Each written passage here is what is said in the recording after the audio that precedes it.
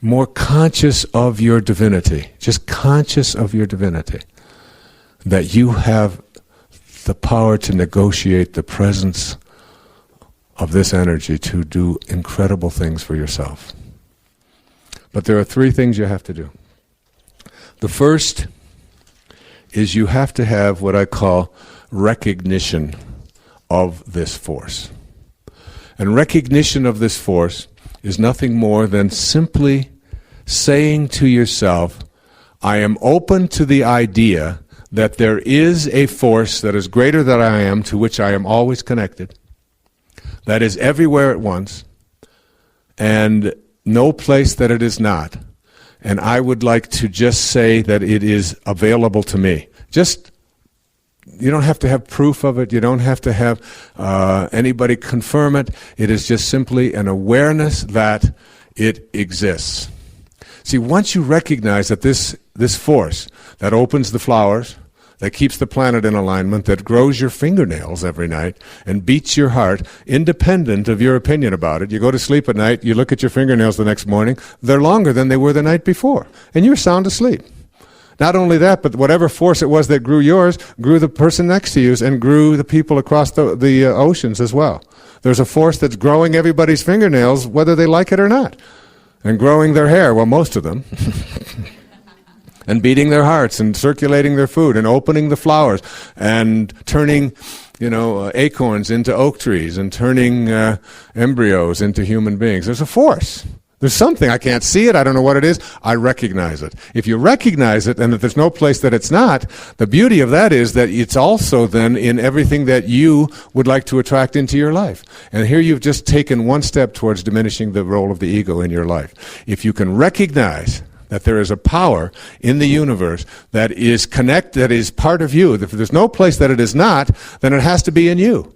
And if it is in you, and there's no place that it's not, it also has to be in whatever you'd like to attract into your life. So all you have to say is, I'm already connected to that which I would like to attract into my life. That what you want, wants you. All you have to do is somehow figure out a way to realign your inner intention and recognize, I am not separate from it, I am connected to it, it just hasn't shown up in my space yet. But I'm already connected to it.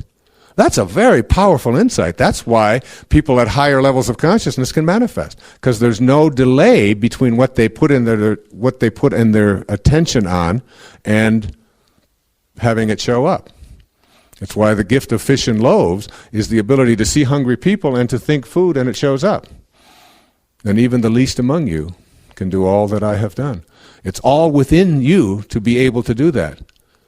So that shifting takes place first and foremost with the recognition that there is a force, there is a power. That's how you treasure your divinity. The second thing that you do is what I call realization. And realization is the time in your life when you stop telling yourself that I believe this or don't believe this on the basis of what somebody else says or does. It comes from my own personal direct experience. It's the only thing I will rely upon.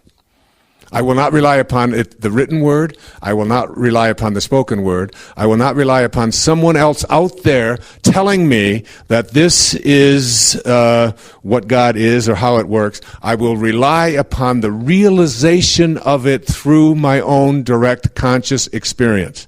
And I will not try to persuade anybody else. I will not listen to or argue with anybody about whether it's real or not real, whether it works or doesn't work. I know it. Be still and know.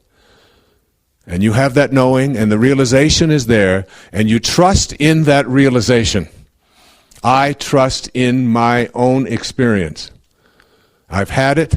I have talked to this force. I have seen it work. I've put my attention on it. I've been able to manifest what I want in my life. I've been able to heal myself. I've been able to help heal others. I've been able to feel comfort in times when others feel sadness. These are all things that I know come to me through my direct experience of God. And it doesn't matter what anybody else out there says or does. Realization.